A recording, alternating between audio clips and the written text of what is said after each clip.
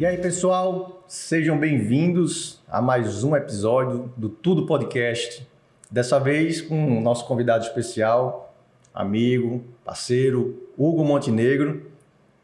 Oi, pessoal. E minha colega de bancada, Linda Carvalho. Oi, pessoal. Seja bem-vindo, Hugo. Prazer tê-la aqui, viu? Obrigado. Prazer imenso aí estar aqui com vocês, conversar contigo e com Linda. E vamos que vamos. Vamos que vamos. Exposição aqui. O papo hoje aqui é sobre construção civil, engenharia, economia.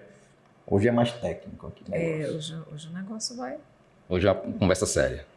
Mais ou menos, né? Mais ou menos. Vamos ver aí, vamos ver. Depois que o vinho vai sendo administrado, aí a conversa vai mudando de caminho. Ô, Hugo, me fala uma coisa. Você é engenheiro civil de formação, MBA em gestão de negócios, em marketing, e atualmente é CEO da Construtora Aliança, uma das maiores construtoras do país. Hoje ocupando esse cargo de alta liderança, mas no início da carreira, talvez não fosse isso que você estivesse almejando. E aí eu queria que você começasse a conversa hoje falando como é essa experiência de estar à frente de uma grande construtora e lá atrás, no início da tua carreira, o que é que tu pensava assim que tu se formou em engenharia civil? Você imaginava que ia alcançar esse patamar? Vamos lá. Muita calma nessa hora. Devagar, temos tempo. Temos tempo, né? Não, realmente, no início, não imaginava que minha carreira fosse fosse ter a tendência de ir para uma área mais de gestão e administração. Eu iniciei minha carreira em obra, então diretamente ligado em construção civil, em edificações habitacionais. Então minha formação foi muito técnica nesse aspecto. E aí fui muitos anos engenheiro de obra e gestor e fui desenvolvendo meu trabalho em cima de entrega de apartamentos, de casas e realmente era o que me motivava. No entanto, quando eu estava envolvido tecnicamente com construção, eu sempre consegui me interessar ou ter um olhar para gestão, marketing e business, negócio. E não tinha muito a ver com o meu dia a dia, mas eu gostava de estudar isso meio que como lazer. Então, essas especializações que eu me aventurei a fazer, as pessoas que estavam fazendo, meus amigos na época, eles todos estavam trabalhando na área. E eu era o único que não usava o que eu estudava no meu dia a dia. Então, a minha rotina no dia a dia, eu não usava marketing na obra. Naquele momento. Mas eu tinha um esforço muito grande em querer aprender, porque eu queria entender esse negócio como um todo, né? A obra era uma parte do negócio. Então, isso despertava muito a minha curiosidade, a minha inquietude de querer saber como é que esse negócio todo, como é que esse ciclo todo se conectava. Na época, realmente, eu não tinha visão disso. E terminei gestão de negócios, depois marketing ficou muito interessante para mim nesse MBA que eu fiz no IBMEC. E aí eu falei, não, eu vou estudar esse negócio mais a fundo. Aí fiz um só de marketing na FGV. E aí adorei, também não usava nada do que eu estudava, mas curtia demais frequentar as aulas e marketing e tudo. E aí, aquela história, né? Às vezes a gente se prepara, a gente vê uma oportunidade e quer se preparar para aquela oportunidade, mas você não está preparado ainda e você pode perder essa oportunidade. Então, qual é a grande sacada de lição disso tudo? É que você tem que estar preparado, independente das oportunidades que estejam aí. Então, porque elas vão aparecer, não tem jeito, aparece. Se você não está preparado, você não as enxerga, mas se você estiver preparado, você consegue abraçá-las. Então, a dica que eu posso dar, na verdade, é essa. Esteja preparado, que elas aparecem. E você, estando preparado, você pode abraçar as oportunidades. Isso foi isso que aconteceu. Eu comecei a abraçar projetos que precisava de marketing também. E foi mais uma questão de feeling? Não, eu vou estudar marketing, ou já foi uma percepção mesmo? Então, eu acho que é a questão de você se identificar com algo que você acha interessante. Né? Então, meus amigos de faculdade, na época, Muitos foram fazer mestrado em estradas, foram estudar concreto armado, foram ver questões extremamente técnicas e optaram por carreiras acadêmicas, né, ou de consultorias. Então, isso não me seduzia. Isso não me seduzia. E na faculdade eu não via negócio.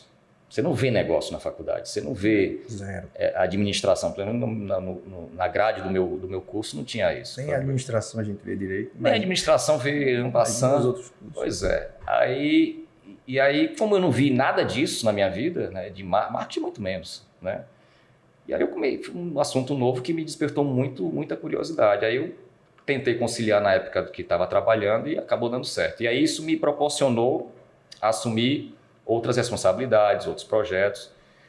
E aí, diante disso, aí eu quis fazer um mestrado em marketing, fui fazer um mestrado em marketing, aí depois do mestrado fiz um doutorado em neurociência e marketing, então, porque o negócio é mais profundo do que eu imaginava. E aí você acaba se aprofundando e vendo como é que isso realmente pode impactar no trabalho. Hoje, eu vejo tudo que eu estudei no passado, faz total sentido, me ajuda demais hoje. Né? Coisas que eu terminei o curso, não utilizei durante 3, 4 anos. Mas você veja que hoje eu preciso muito de todos os fundamentos que eu aprendi no passado. Né? E é uma necessidade tão real, assim, para tantos gestores que às vezes têm um conhecimento da parte técnica, mas né, do ramo, do setor ali específico, mas essas outras, enfim, aptidões, eles acabam não acreditando que vão utilizar em algum momento. Eu digo isso porque, por exemplo, no meu caso, na comunicação, eu vejo hoje tantos gestores, empreendedores, empresários em busca de desenvolver sua comunicação, de gravar vídeo, de dar entrevista, de participar de um podcast, porque não desenvolveram, né, essa habilidade antes, porque achavam que não precisa. Hoje em dia, quem não se comunica exatamente. está perdido, né? Então, de se ver fora dessa caixinha, né? Não só do setor da minha bolha aqui, exatamente. Mas eu ter uma visão mais ampla de se isso é construção civil, em qualquer outro tipo de isso negócio, não é fácil, né? não, porque você se provoca, tem que sair de zona de conforto. Sim. Não é fácil. E incomoda, aí, né? Incomoda, você e se sente, tem outras questões familiares e tal, tempo que você tem que dedicar a algumas outras coisas da tua vida. Sim. É uma abdicação grande. Você tem que ter realmente um pouco de disciplina, foco determinado, e senão a coisa não acontece mesmo, não. Mas vale a pena. Mas tem a recompensa. Realmente isso é o que você falou. Hoje eu não sabia algumas habilidades que eu tinha. Só falando em obra, gente, isso aqui é tudo combinado. Eu acho que entendeu? São efeitos sonoros que a gente programou aqui, óbvio, claro. Sonoplastia. Né, óbvio. Só para registrar. E aí eu acho que o mais difícil é conseguir se antecipar. Na velocidade que o mundo vai, quando a gente percebe que deixou de se capacitar, de aprender aquilo ali, às vezes já é tarde. Às vezes está em cima, quando você vê a confusão está feita ali, você não consegue resolver, porque você não se preparou, não se antecipou, parou um tempinho ali nessa corrida de estar procurando sempre evoluir, se desenvolver. E hoje o mundo é muito dinâmico. É importante que você tenha compartilhado com a gente essa sacada que você teve. Foi um pouco por acaso, mas acabou. Isso é uma coisa que não foi eu que inventei, não. Eu escutei isso há muitos anos atrás, de um discurso do Steve Jobs numa faculdade, uma formatura. Ele falou isso, olha, faça as coisas que você tem que fazer, não tente conectar as coisas agora, não. Isso no futuro os pontos se conectam. A frase dele, chave é essa, os pontos se conectam. E eu fiz um paralelo e falei, realmente. Aí eu comecei a perceber algumas coisas realmente que eu não tinha noção de onde é que ia parar, né? Não me imaginava e se conectam realmente, né? As coisas realmente tendem a acontecer. Vamos falar em liderar pessoas, Uhum. mas pegando esse gancho da gestão. Quais são os desafios? Assim? Porque a gente sabe que não é uma tarefa muito fácil, mas como é que você lida com isso? Como é que você está falando aqui nos bastidores que a Aliança hoje são quantos colaboradores? Acho que em torno de 500. 500. É muita gente. É bastante gente. Como é que faz para liderar e fazer esse negócio dar certo, né? Essa liderança dar certo? Não, realmente não é um tema muito fácil, não. Eu gosto muito dessa parte de gente, né? Então, eu sempre por onde por onde passei, as empresas que eu trabalhei, eu sempre proporcionei que a pessoa que cuidava das pessoas, né, o departamento de gente, que eu costumo chamar desse jeito, que não é RH, né, a gente costuma falar que o RH, não, departamento pessoal, não, é outra coisa. É gente que está preocupada com as pessoas, né? Então, eu acho que isso aí é a base para qualquer negócio, não só para o meu, mas para qualquer negócio, eu acho que exista, é formado por pessoas. Se você não tiver cuidado com as pessoas, eu acho que o negócio está fadado a não dar certo. Enfim, em obra eu sempre falava muito. Quando o pessoal pede um piso, por exemplo, solicita, compra. Você sabe a dimensão milimetricamente, sabe como é que é o transporte, o frete, onde é que para, onde é que o motorista dorme, quando é que é produzido, qual foi o forno, não sei o quê. Então, sabe todos os detalhes daquele material que está sendo comprado. Aí quando você contrata uma pessoa, muitas vezes você não sabe. Você mora com quem? Não sabe. Então, assim, até um exemplo que eu dou, uma passagem aí que a gente estava entrevistando um mestre de obra e o engenheiro da obra falava assim, entrevistar o mestre e estou inseguro se ele... Não estou em dúvida, eu queria que você conversasse com ele. Eu falei, vou conversar com ele. Eu fui conversar com ele. Tudo bem, pá. Aí ele, um pouco nervoso, aí eu perguntei para ele, você tem neto? Aí, tenho. Ele brilhou os olhos. E como ele se chama? Aí começou a falar do neto com um carinho, com uma dedicação. Aí eu comecei a entender a estrutura familiar dele, com o filho e tal, não sei o quê. Aí eu falei para ele, você já analisou tecnicamente? Já. Aí ele tem um currículo bom, então pode contratar que esse cara tem caráter. Resumo da história, treine habilidades, contrate caráter. Então isso é uma premissa que eu sempre levei e sempre deu certo. Às vezes eu contratava uma pessoa que não era tecnicamente formada, não estava pronta ainda. Mas tinha um berço, tinha uma educação, tinha uma família estruturada, tinha um equilíbrio no dia a dia dela. Então, isso para mim era muito importante, porque me dá estabilidade. Essa pessoa não vai me dar problema, né? Isso é uma questão. Então, eu sempre me interessei pela vida pessoal das pessoas que trabalhavam diretamente comigo. Não que eu me intrometesse, mas eu queria saber como é que funcionava. Como é que funciona a vida dessa pessoa. Isso é importante para mim. Então... era um fator que eu sempre analisava. Então, sempre ia as pessoas até achavam estranho as perguntas um pouco mais íntimas, né, que eu fazia nesse aspecto de família, mãe, pai. Não, meu pai é separado, minha mãe faleceu, não sei o quê, moro com meu irmão. Como é que... Então, eu sempre levei isso em consideração nas minhas contratações. E o outro ponto que eu considero muito importante é que eu sempre contratei pessoas melhores do que eu naquilo que elas fazem. Isso aí, para mim, é uma premissa básica. Então, elas têm que ser muito boas naquela disciplina que elas se propõem a fazer. Então, você tem que trabalhar com os melhores.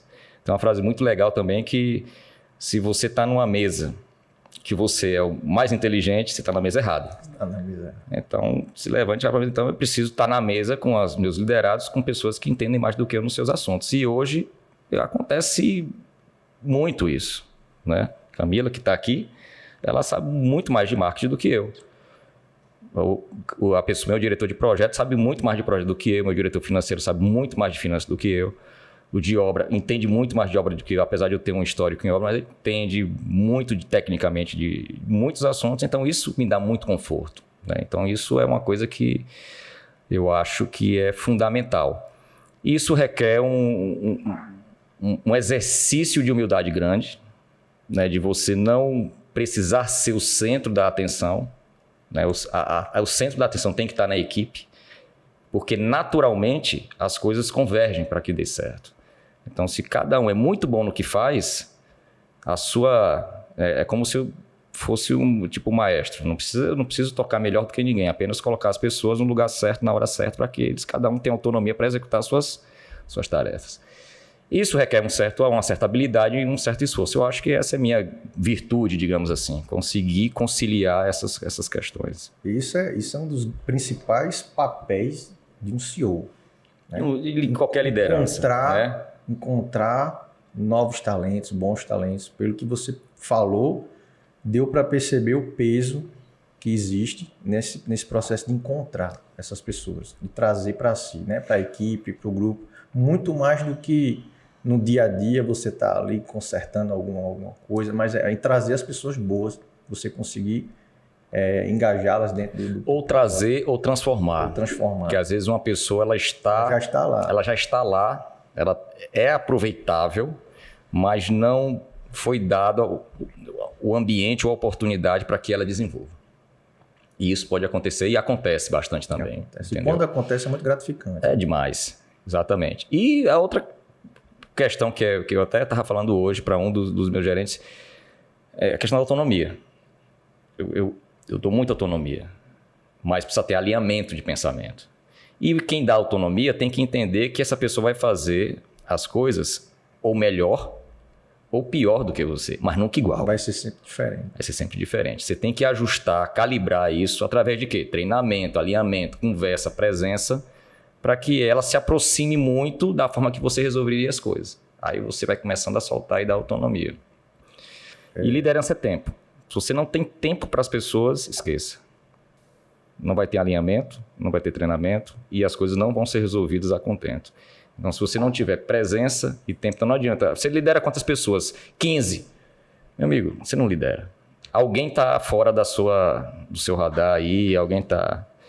Não dá tempo de você ter tempo de qualidade para a equipe. Não tem. Eu lidero 25 pessoas. Não lidera. Você é outra coisa, pode dar outro nome, mas liderar não é. É hierarquia também, né? Não necessariamente é uma hierarquia completamente verticalizada, mas você tem que ter a cadeia de comando, né?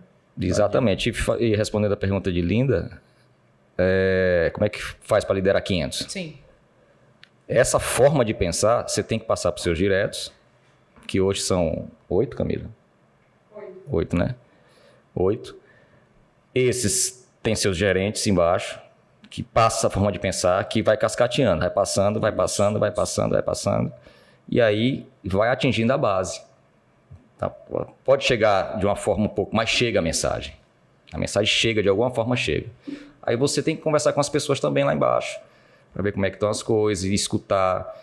Né? Não dá para fazer isso todo dia, mas sim, tem que estar lá presente também. Entendeu? Muito bom. Hugo, nesses anos, são quantos anos, Hugo, já de engenharia? Vamos pular essa pergunta aí, né? Ele começou muito jovem, vale ressaltar. Mas vamos lá, vamos deixar de lado esse detalhe. Mas nesses anos de engenharia, a gente deve ter pego... Mais de 20 anos. Mais de 20 anos. Eu acho que sim. Um monte de coisa aí para fazer, coisa difícil de resolver. E eu queria que tu falasse aí, ou dessa parte de engenharia mesmo, ou da parte de gestão.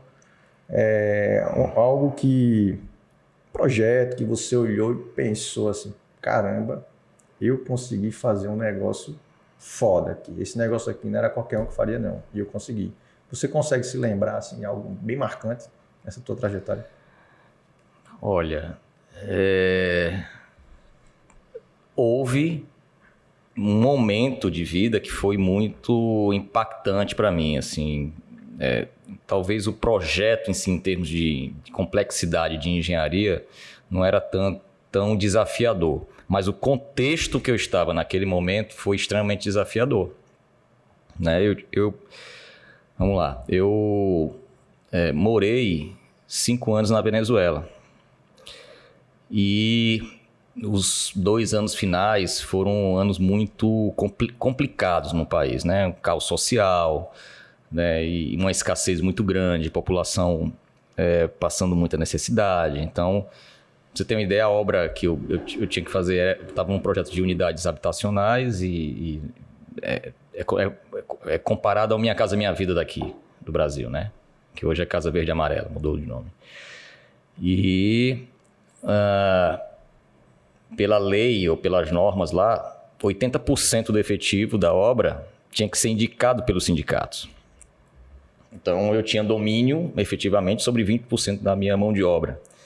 Então, vamos dizer, os 20% da minha mão de obra faziam 70% da obra. Os outros 80% faziam o que o sindicato mandava. Então, os caras ficavam ali só atrapalhando e negociando e vendendo coisa e tal. Era loucura. E uma obra com 600 pessoas. Aí você imagina o que eu tinha de domínio, né? Então foi extremamente desafiador Mão de obra toda local. Toda local. A mão de obra era toda local e a relação com o cliente muito complexa, muito complicada, né?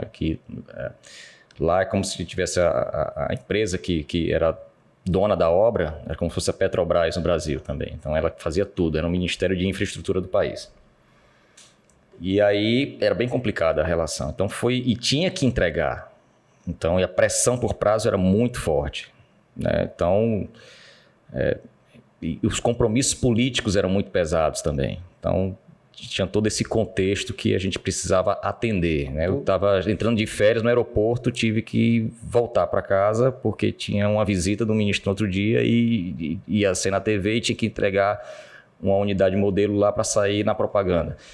Então, esse tipo de coisa acontecia, né? E não era avisado com antecedência. Então, enfim, foi um período assim que a gente conseguiu. Na verdade, a gente conseguiu cumprir com os hitos, os marcos que a gente tinha combinado, né, com o cliente, mas foi muito, assim, trabalhando à noite, vários dias, várias semanas, estresse muito grande, uma pressão muito forte. Mas foi numa fase que eu estava disposto a passar por isso, valia a pena, tinha idade ainda para suportar certos tipos dessa pressão. Acho que faz parte do amadurecimento e do crescimento profissional de cada um. Acho que todo mundo passa por situações que vão no limite, né? E eu acho que é necessário. Falando em momento tenso, estressante, pressão, vamos falar da pandemia. Quando fecha tudo, para tudo. Lockdown. O que é que você pensou na hora, assim, no primeiro momento? Não parar. A gente não parar em fazer o que é o certo, tomando os cuidados que eram orientados na época. Então, eu costumo ter com a equipe uma reunião semanal, com todos. Quando começou a pandemia, que nós não sabíamos se ia durar uma semana ou um ano, né? A gente trabalhou com um horizonte de curtíssimo prazo. A gente tinha reunião 9 horas da manhã e 5 horas da tarde. Então, todos os dias nós tínhamos 2 reuniões online. Mas a gente se reunia. Porque vinha com a interpretação de uma nova determinação do governo, de como trabalhar, de quantas horas a gente poderia trabalhar, se tinha que fechar, se não tinha, qual era o protocolo de segurança. Então, a gente discutia, estava muito perto, sempre. Então, da equipe, com as equipes, isso foi muito importante, a gente estar junto, mesmo separado, online. Sim. Né? Sobre mercado, a gente apostou, tinha muita confiança no que a gente estava fazendo na época. Tanto que a gente estava no meio de um desenvolvimento de um projeto e, de repente, parou tudo, fechou tudo. A gente viu os nossos corretores, parceiros do mercado impossibilitados de visitar os empreendimentos, impossibilitados de vender os produtos com as lojas fechadas, sem estarem preparados para fazer a abordagem digital com os clientes.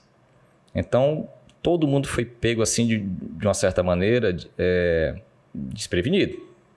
Então, as pessoas não tinham como trabalhar. Então, rapidamente, a gente pensou em como estar junto também deles. Vamos fazer aqui um programa de treinamento que dure aí 15 dias, 3 semanas, 4 semanas, técnicas de negociação, abordagem do cliente via digital, o que você tem que falar, o que não pode falar.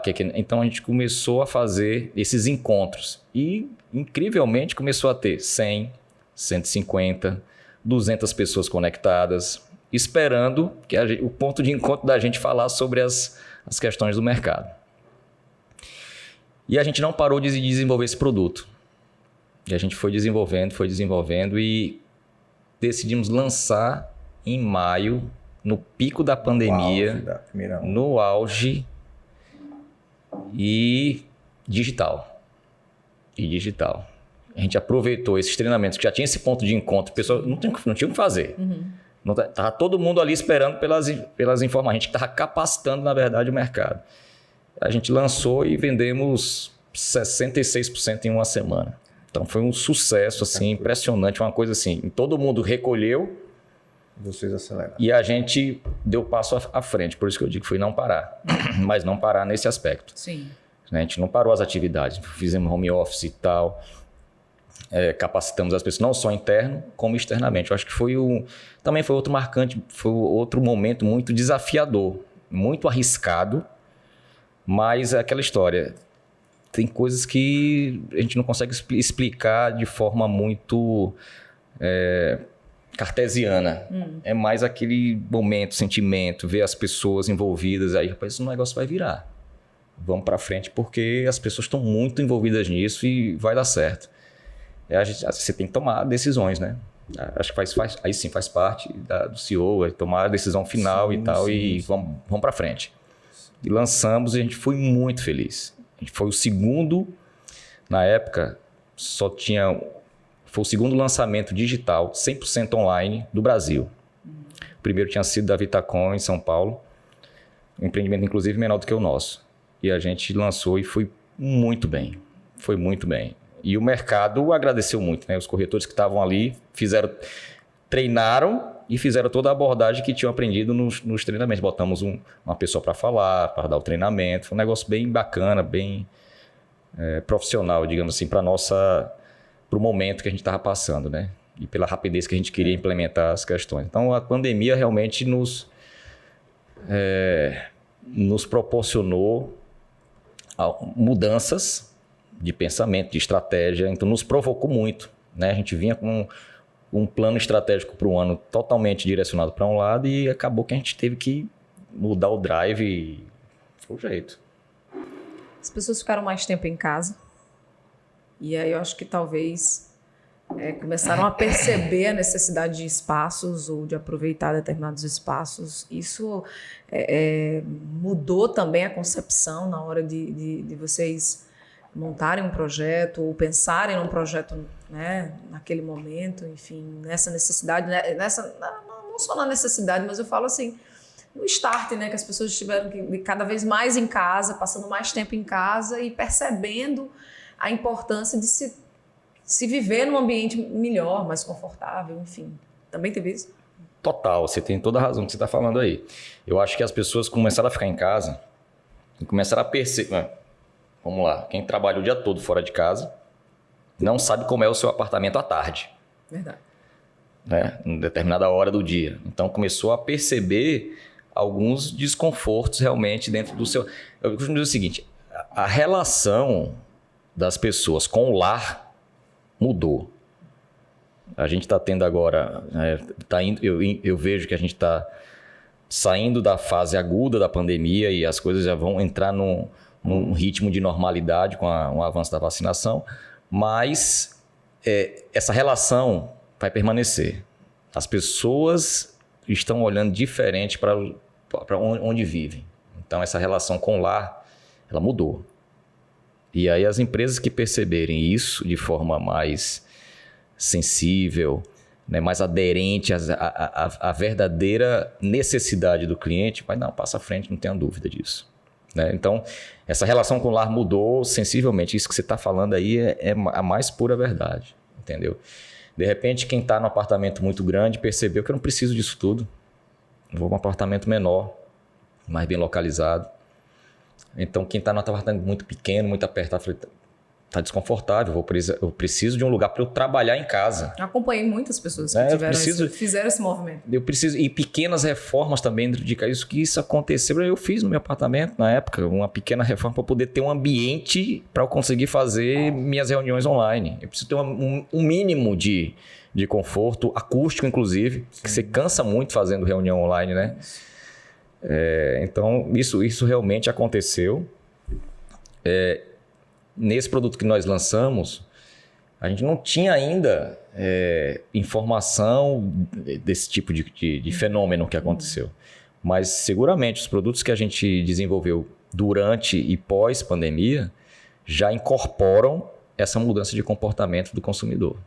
Sem dúvida alguma. Já incorporam. Né? Então, isso não tem jeito. Não tem jeito. É um caminho sem volta, eu costumo dizer.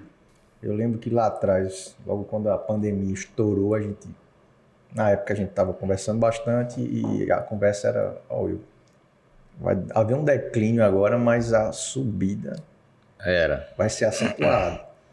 E eu escutei aquilo com um pouco de ceticismo. Depois, cara, não sei se vai ser bem assim não.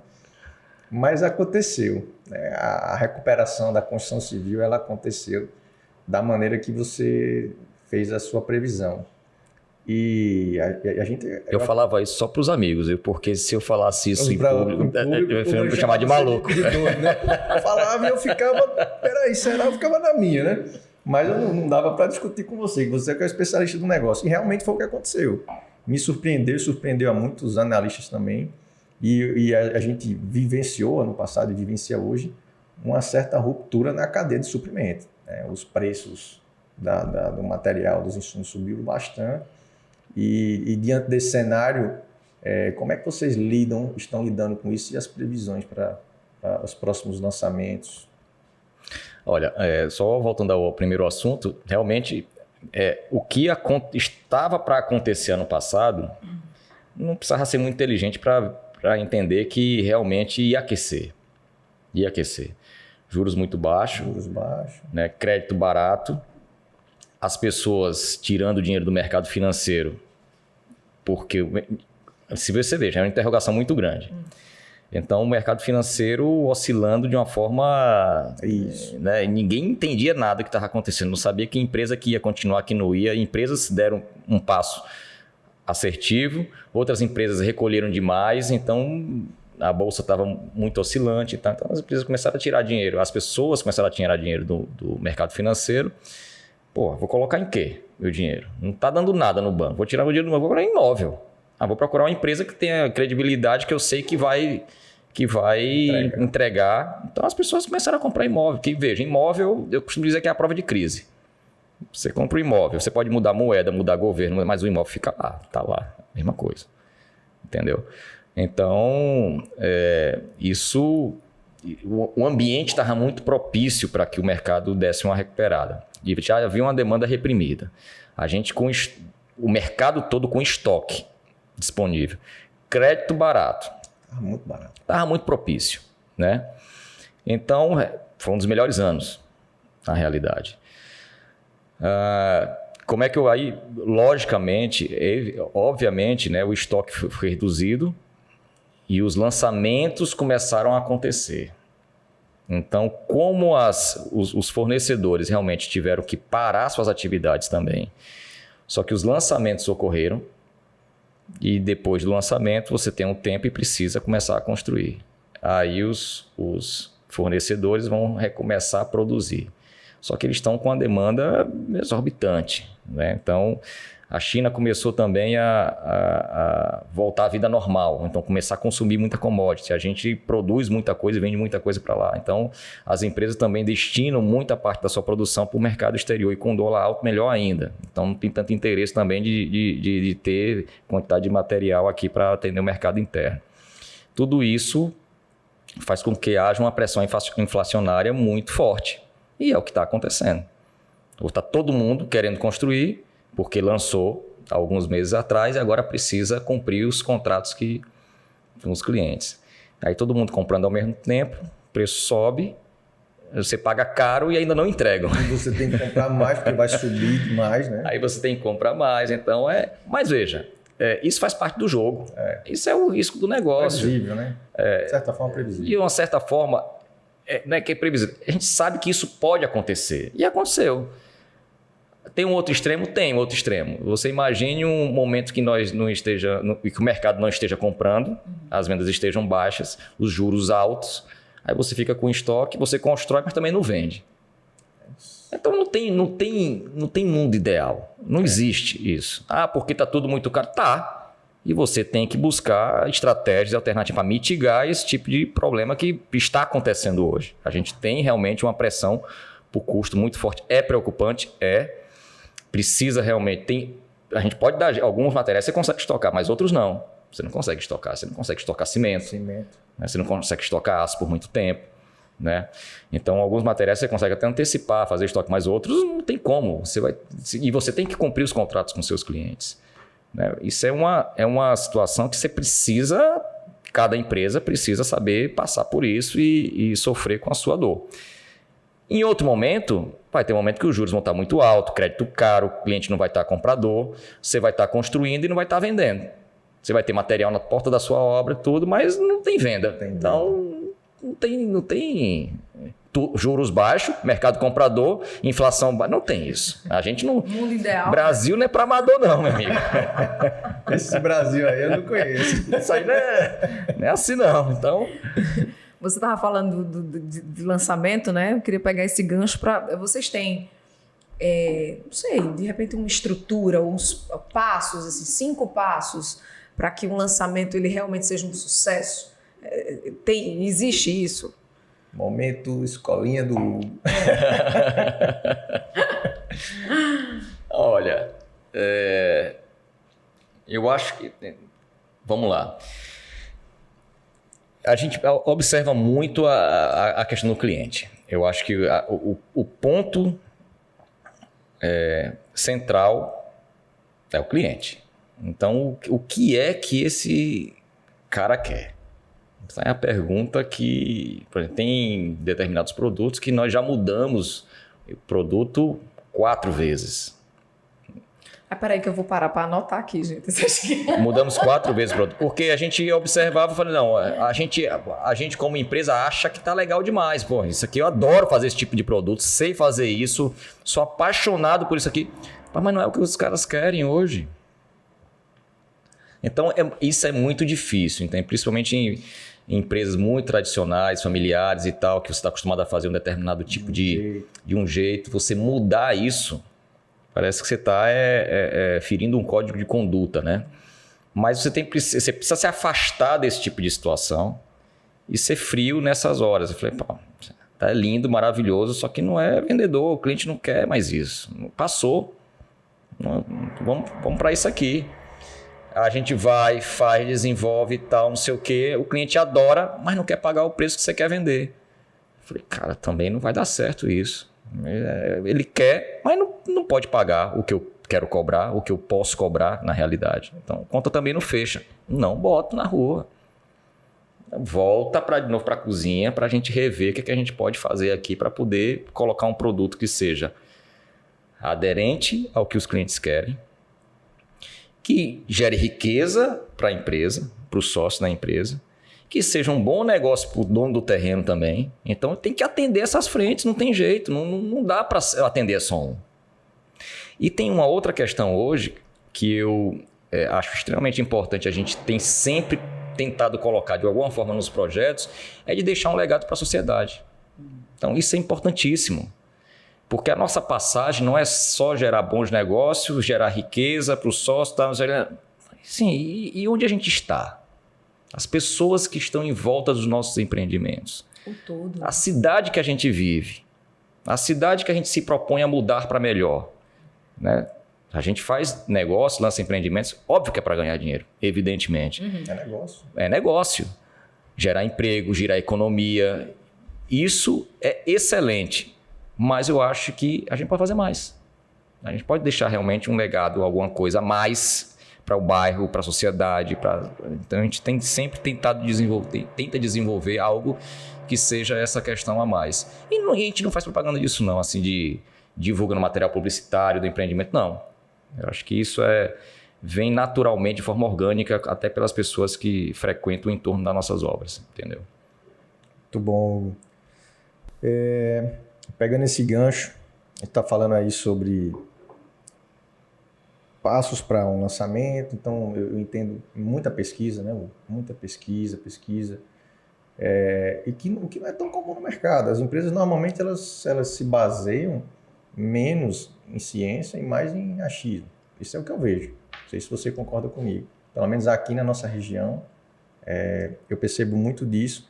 E eu percebo também uma certa resistência, não só eu, mas as pessoas que a gente conversa, uma certa resistência à inovação, a você melhorar, a você trazer novas tecnologias, você adotar novos métodos construtivos, você se arriscar um pouco mais ali em um material novo, diferente. E como é lidar com isso numa empresa tradicional e no mercado, esse mercado que é um mercado tradicional. Como incorporar essas inovações e o que você também enxerga de futuro próximo para a construção civil? Olha, inovação é um tema bem complexo. Primeiro porque as pessoas tendem a confundir com tecnologia, com um equipamento moderno, com algo... E muitas vezes a inovação está no seu processo, está na sua forma de comunicação, está no seu perfil do Instagram. Né? Se a gente parar para pensar que mais de 50% das postagens das incorporadoras falam sobre experiência, sobre estilo de vida e não falam sobre produto. Mas vende produto. Então, isso é inovação, de uma certa maneira. Então, a empresa ter esse drive para inovação é complicado. A empresa ela tem que ter uma orientação de inovação e não necessariamente a tecnologia. Se for em cima de tecnologia e produto, tem que fazer sentido o seguinte aspecto. Tem que gerar ganho financeiro. Senão, não existe inovação. Não vale. Aí você está inventando e gastando dinheiro. E o cliente não vai pagar mais por isso. Você está retrocedendo. Você mudou o seu produto, processo, botou uma coisa nova, o cliente reconheceu o valor naquilo, pagou por isso, beleza. Ele entendeu que essa inovação é válida para ele, ele tem proveito disso, beleza. Agora você colocou, não, vou pintar parede de laranja agora, vou inovar. O que isso gerou de riqueza para a tua organização? Zero. Não é inovação, esqueça. Então, isso é um tema muito, muito complexo. E outra coisa, o que eu estou falando não é verdade absoluta, não. Isso é meu ponto de vista e de alguns especialistas. Tem gente que tem outra corrente que acha que é válido, que você precisa testar, não sei o quê, parará, né? Tem que botar um percentual do faturamento sempre para inovação, mesmo que perca dinheiro e tal, não sei o quê. Então, isso é bem questionável, digamos assim. É um tema bem, bem questionável. Eu penso dessa forma, sou muito pragmático com relação a isso. Sobre futuro, né? Existem muitas iniciativas de várias empresas, de novos processos construtivos e tal, novas formas de fazer parede. E agora passa por uma questão de norma. Então, nem tudo que é bacana, que é legal, que usa, né, muito na Europa e nos Estados Unidos, pode ser feito aqui. Né? E o que pode ser feito, muitas vezes, é muito mais caro do que a nossa alvenaria convencional, artesanal, com o pedreiro que você tem aqui, com o operário que você já está acostumado com isso, já tem uma mão de obra já especializada para isso, então se torna de uma certa forma mais competitivo. Então, isso limita muito essa agenda de inovação também. Entendi. Entendeu? Então, eu vejo que as empresas têm muita dificuldade nesse aspecto. Agora, eu acho que tem muito espaço realmente para poder nós implantarmos inovação dentro da construção civil. A gente é muito artesanal ainda, a gente usa pouco pré-fabricado, tudo a gente molda em obra, concreto chega na obra, a gente não usa nada pré-moldado praticamente, né? Só as obras. Pouco, né? Monta Poderia pouco. montar mais. A gente teria que ter um modelo parecido com a indústria automobilística, as montadoras de apartamento. A gente devia montar os apartamentos. Né? Mas aí isso envolve também, se você faz tudo antes e transporta, você tem um ICMS, então tem a questão tributária que impacta nisso também, que às vezes não compensa. Então a gente tem uma série de aspectos que não só técnico de obra. Tem uns aspectos tributários, burocráticos que realmente inibem esse tipo de iniciativa, entendeu? Mas é uma agenda que pode ser muito desenvolvida e tem um crescimento. A indústria é a terceira maior que emprega no Brasil, né? O que é que você faz assim? A gente está falando de trabalho, negócio, tal. Show. Vamos dar uma amenizada, né? Antes das perguntas polêmicas. Antes das polêmicas de Will, que aí eu deixo para ele, que ele é lá. Aí tem mais de um ali. Ele é... Tá na hora agora. Minha nossa senhora. Olha aí o Pato. Voltou o Pato, né? Tava de férias, hein, Pato? O que você quer?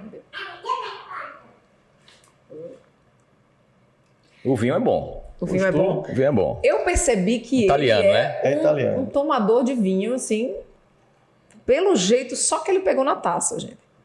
Então, assim, além de tomar vinho, o que é que o Hugo gosta de fazer, assim, para cuidar da saúde, ou para desopilar, ou para se inspirar, ou para, enfim, tomar, recarregar a energia para poder fazer aquilo que ele faz no dia a dia do trabalho? Não faço nada demais, não. Assim, eu sempre tive na minha família, meus pais, né, uma relação muito próxima com o esporte. Então, lá em casa, a família toda praticava esporte, né? Meus pais sempre joguei muito futebol, quando adolescente e tal, criança. Meu pai jogava também, jogava com ele, jogava com meus irmãos e tal. Então, a gente sempre participou de torneio, campeonato. A gente vivia nessa vida de esportiva, digamos assim, de competição e tal. Então, muito competitivo. E aí, a idade vai chegando, aí você começa a ir se machucando, né? Jogando com menina e se lesionando. Aí eu parei de jogar, na realidade, futebol e comecei quis aprender a jogar tênis. Mais uns 12 anos, 14 anos atrás, mais ou menos. Assim. Aí comecei a jogar tênis e o tênis começou a me suprir essa minha necessidade competitiva. Né? E aí me apaixonei pelo esporte em todos os aspectos e via muitas coisas assim que me ajudavam ao equilíbrio e tal.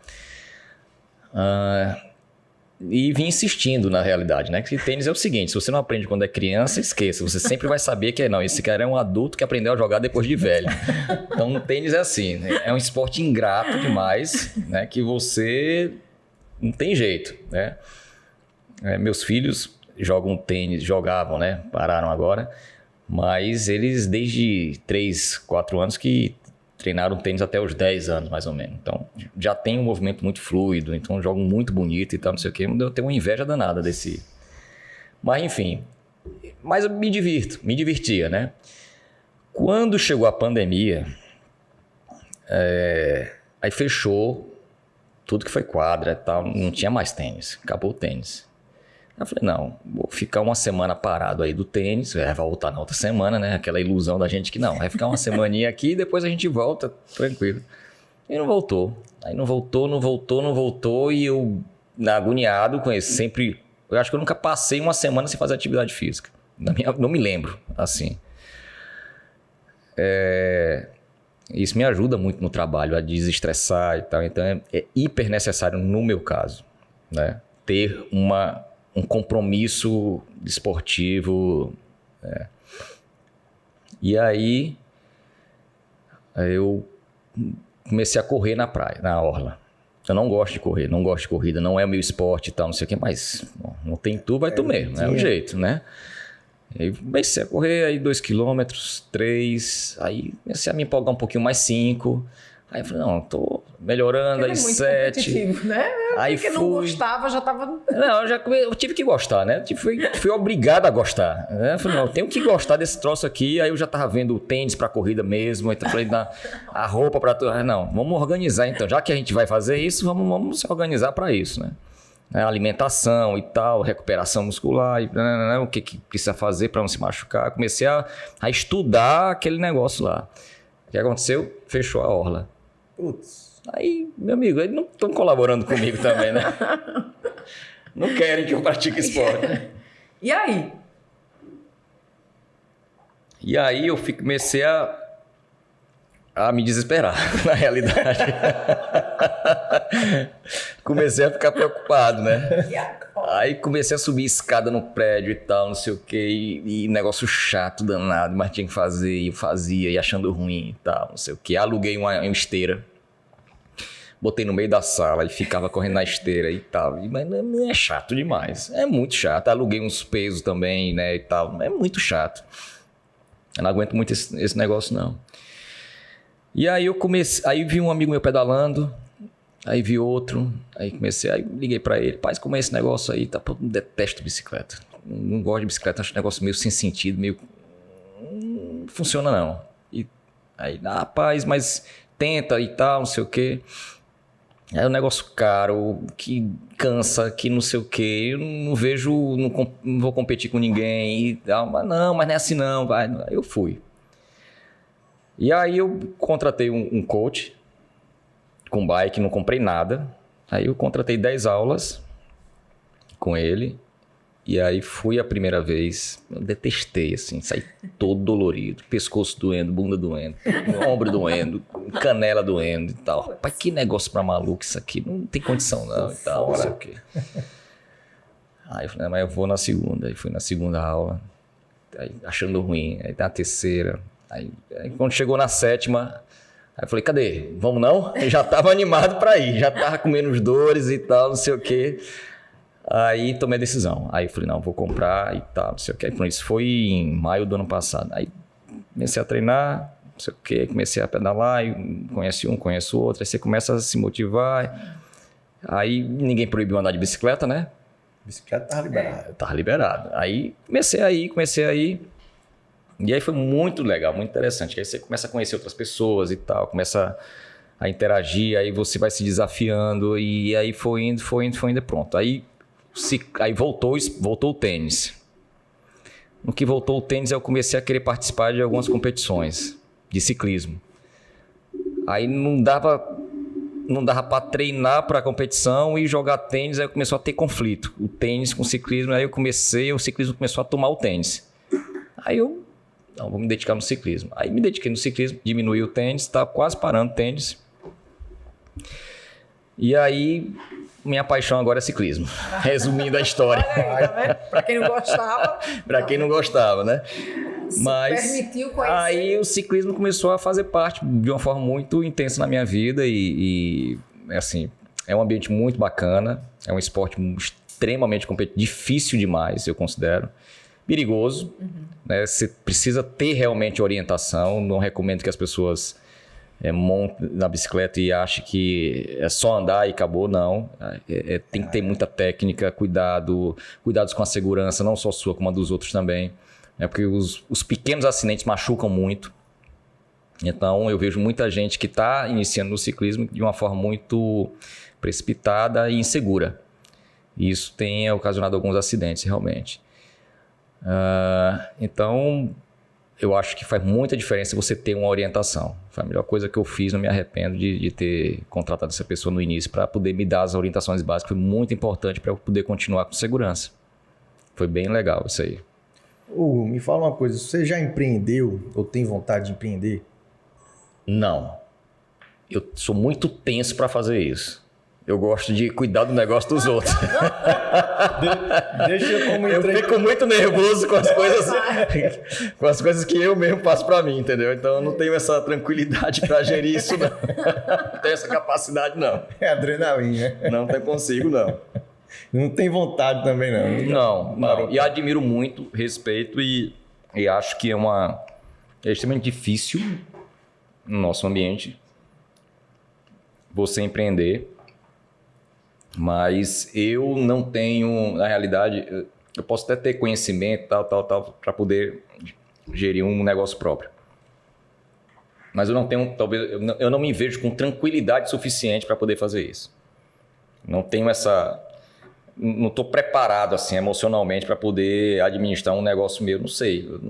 Nunca me despertou essa...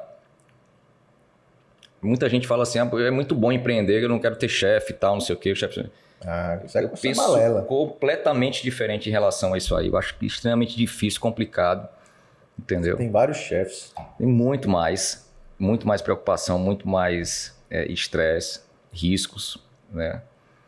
Por isso que eu digo, eu não estou preparado emocionalmente para poder embarcar numa aventura dessa, não, entendeu?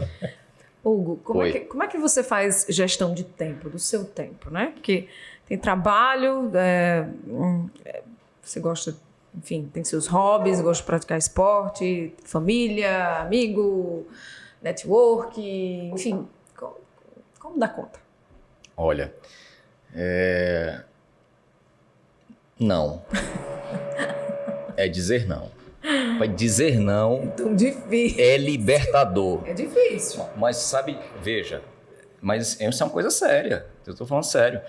Você conseguir dizer não para as coisas é fundamental na sua vida. Entendeu? Você conseguir, você fechar aquela porta, você não... Vamos almoçar? Não vou, não. Venha para cá, não vou. Não dá, não. Vai fazer o quê? Não vou ficar em casa. Quero ficar em casa. Fazendo o quê? Nada. Não quero fazer nada. Você dizer não é libertador. Você conseguir chegar numa fase da sua vida que você pode dizer não. Tá rindo de quê, Camila? Vá, confesse. Eu falo muito não pra você. Fala, Camila.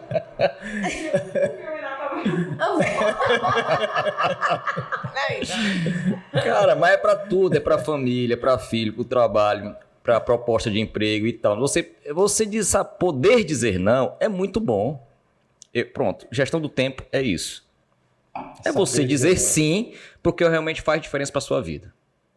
Pronto, isso aqui é bom pra mim, para as pessoas que eu gosto, que tá comigo e tal. É sim. Isso aqui vai acrescentar? Não. Então é não. É não. Ah, vai ficar chateado. Ok, fique. Tudo bem. Eu prefiro que fique chateado, mas ser autêntico. Do que tem coisa pior de você ir para um evento, para alguma coisa e tal, não sei o quê. Você não querer ir, você ter que ir. Você fica olhando pro relógio, tem que ir querendo ir embora e tal. O que eu tô fazendo aqui? Cara, eu não tô entendendo quem foi que me trouxe aqui. Né? Você fica naquela... É difícil, cara.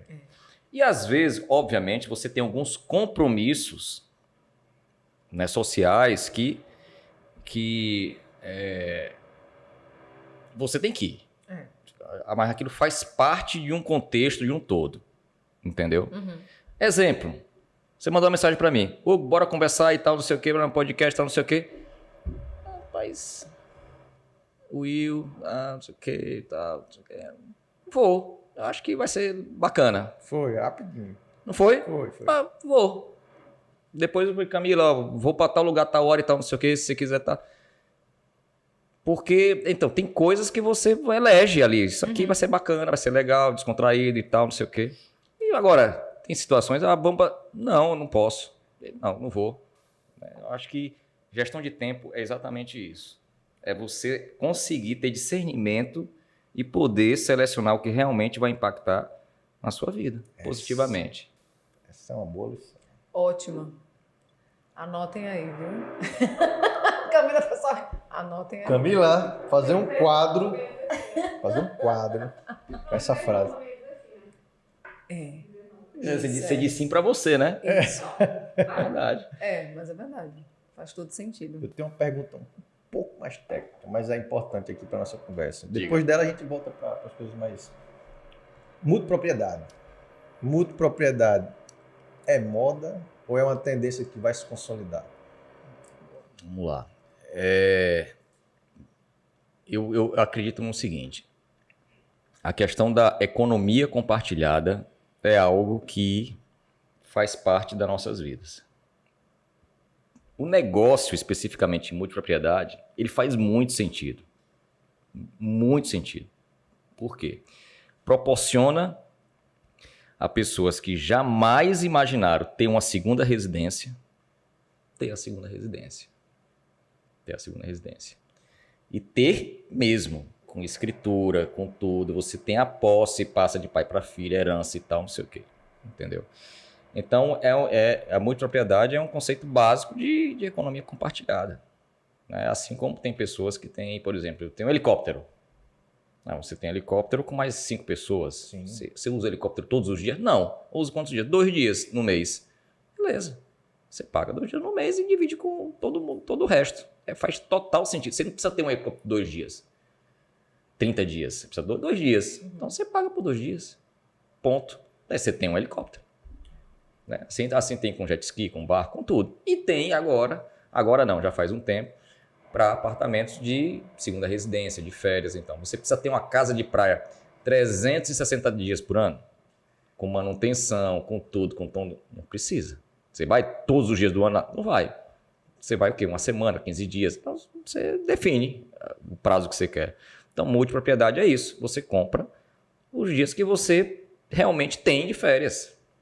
Então, faz muito sentido. E isso proporciona que você esteja em lugares que você jamais pensou em comprar uma propriedade inteira, que você nem precisaria disso. Ah, mas eu posso alugar. Mas a gestão para você alugar essa propriedade, a manutenção que você tem que ter, de check-in, check-out, não sei o quê, não compensa o trabalho. E às vezes você nem tem tempo para isso. Sim, sim. Entendeu? Então, eu acredito demais nisso. Não porque... não acho que seja moda, respondendo objetivamente a pergunta, mas faz sentido você ter, entendeu? Faz sentido, porque a gente vê situações de familiares, amigos e tal, não sei o quê, de manter propriedades que você não fica fechada. E você realmente usa alguns dias no ano e o resto do ano aluga aqui e ali, não, fica fechado. Eu tive essa experiência de ter casa de praia, de você realmente alugava muito, mas eu alugava, usava, mas chegava no final do ano, não ganhava dinheiro com isso, nem dava um trabalho danado para gerir, e não sei o quê, e aí dor de cabeça, então a manutenção é muito complicada. Então, eu acho que isso veio para resolver esse tipo de situação e eu acho que já está, é uma realidade em muitos lugares já, entendeu? Eu acho que vai sim ser uma brilhante solução. Bacana. E aí? E aí, aquela? Não, essa sonoplastia, viu, diretor? Caprichou, viu? Caprichou, perfeito, assim, barulho de obra, tá uma coisa assim Eu impressionante. tô com vontade de voar no pescoço de alguém, sabe? É sério, porque eles mandaram uma circular dizendo que não podia fazer obra aqui à noite. Então alguém aí vai ter que pagar o pato. Minha gente. O pato.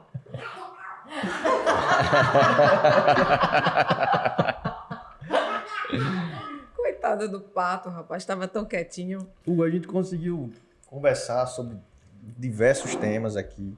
Tem um que eu não posso fugir, é falar sobre o Brasil, né? Você é um cara muito ligado nas coisas. E é só uma pergunta sobre o Brasil, para a gente não polemizar demais. Né? Qual a tua visão sobre a conjuntura atual do país da gente?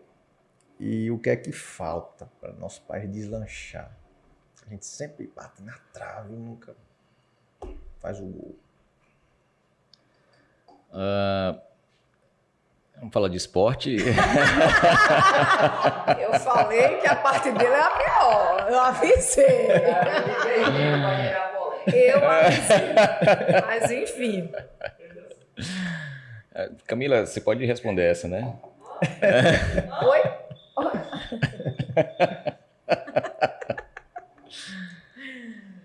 Olha,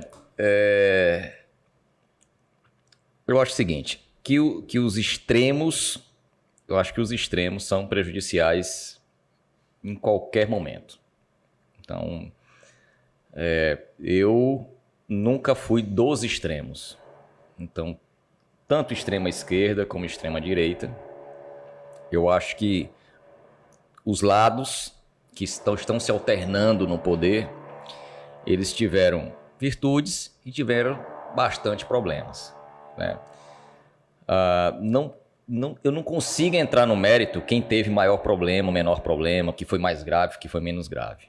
Eu acho que cada etapa ou cada momento que você vive, você acaba valorizando os problemas de uma forma dentro da sua ótica, dentro do momento de vida que você está passando. Eu acho que as coisas que você enxerga que está acontecendo na política depende muito do momento que você está vivendo.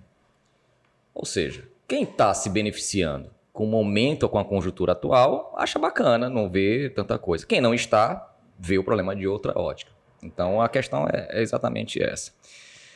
Eu nunca gostei de extremismo, né, de radicalismo, tanto de esquerda como de direita. Eu acho que um meio termo, eu acho que é mais saudável, né, para a democracia. Então, eu acredito muito na democracia. Eu acho que a gente precisa brigar por ela, mantê-la, e eu acho que é isso que vai proporcionar um ambiente produtivo, de crescimento, virtuoso para o país, né? Então, eu acho que qualquer transgressão nesse sentido é prejudicial. Então, eu sou contra qualquer iniciativa de rompimento com esse equilíbrio que a gente vive há alguns anos no país. Então, não sou radical.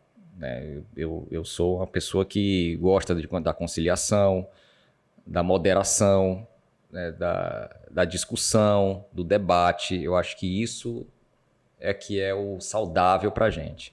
Então, eu acho que se houver alguém que siga essa linha de pensamento que eu acredito que seja mais viável, terá o meu apoio. Eu acho que eu embarco nesse tipo de discurso. Posso me enganar? Posso, mas eu gosto desse tipo de personalidade que consegue agregar e reunir essas qualidades, né?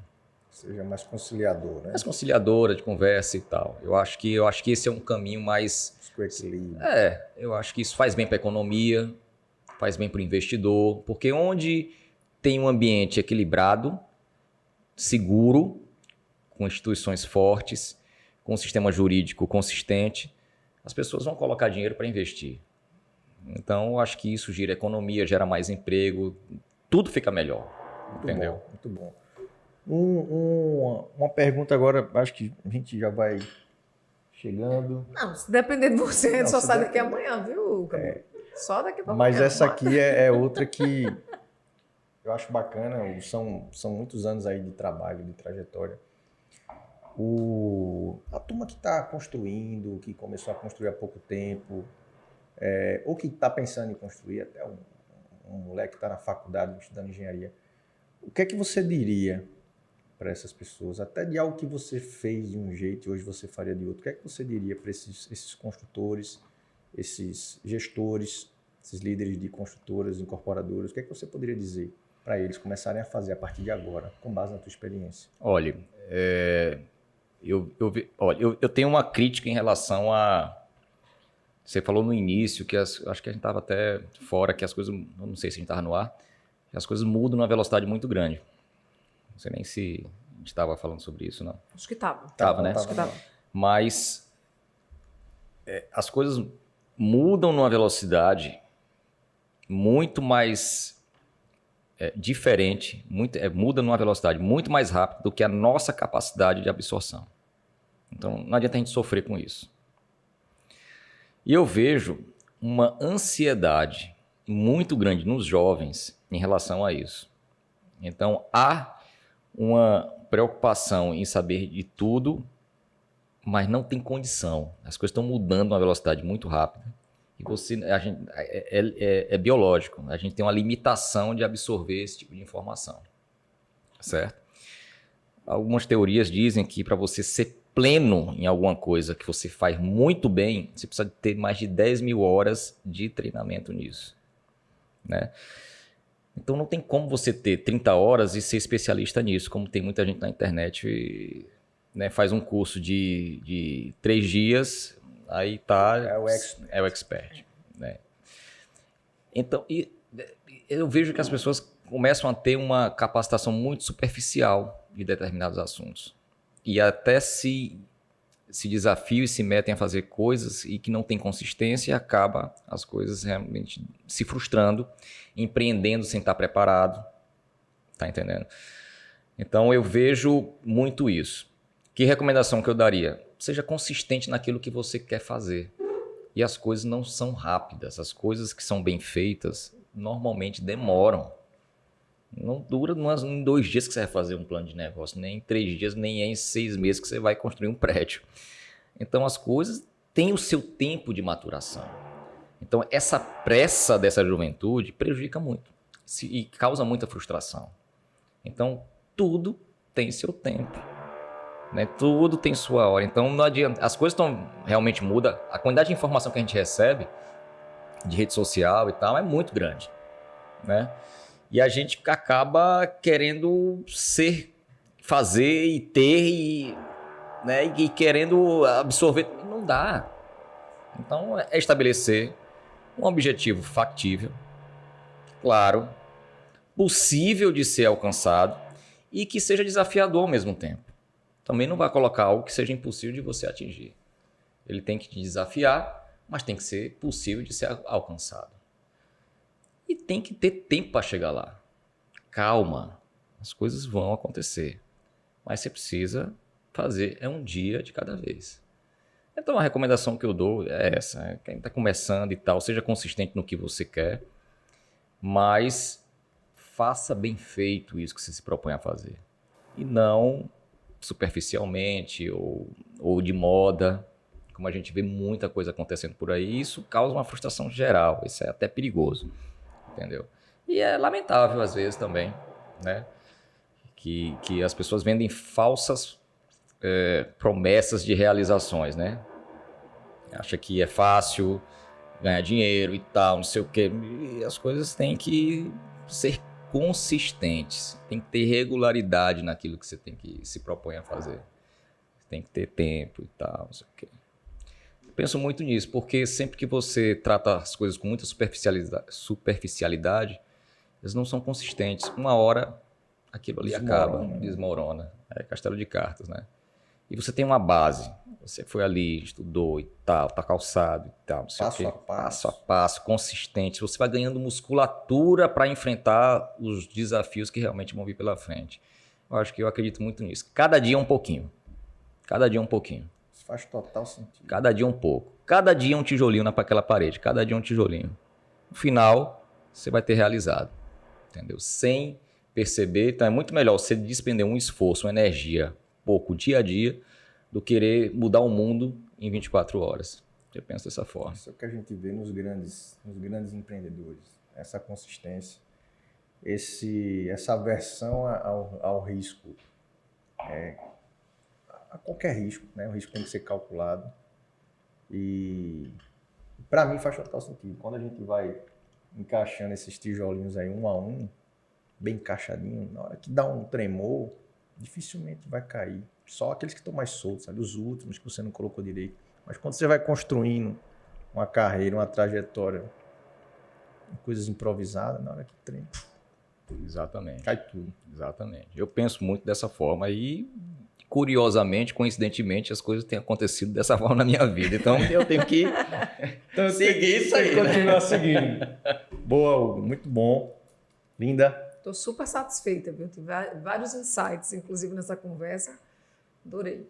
O papo aqui foi bom. Um agradecimento especial, um abraço para o vizinho aqui, que ajudou bastante na sonoplastia. Foi viu, muito vizinho? bom. Ó, eu vou até aumentar o cachê dele. massa! Ele trabalhou muito hoje. Massa! Fez toda a diferença no podcast.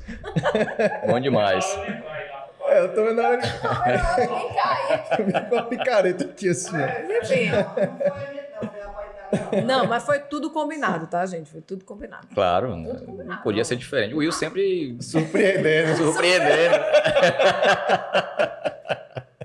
Não, e é um barulho que não é assim aqui dentro, é longe. Então longe, o negócio mas, foi planejado. né? A ferramenta é potente. É isso.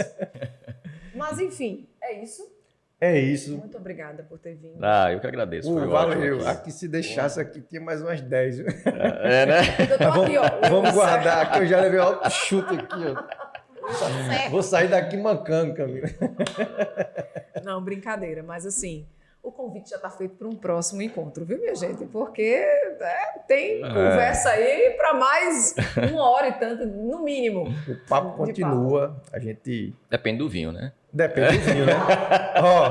Ó, tu capricha nesse vinho, viu, ô parceiro? Tu capricha nesse vinho. Galera, valeu, obrigado. Hugo, valeu demais. Obrigado aí por compartilhar todo esse conhecimento aí conosco. Isso. O papo foi bacana demais. A gente tem muito mais assunto, mas vamos render em outros episódios. Beleza, eu que agradeço. Foi Valeu. joia. Obrigado. Gostei muito de conversar com Camila. vocês. Camila, obrigada. Valeu, galera. Sucesso.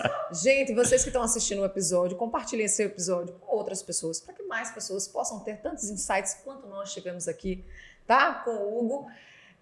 Curte, compartilha. Também, se você não está inscrito no canal, se inscreve, que é para você estar sempre recebendo as notificações com os novos episódios, com as novas histórias que a gente vai estar postando aqui. Tá bom? É isso, né? E ativa o sininho. Ativa o sininho é outro. Valeu. Mas enfim, gente, até a próxima. Um beijo para todo mundo. Valeu!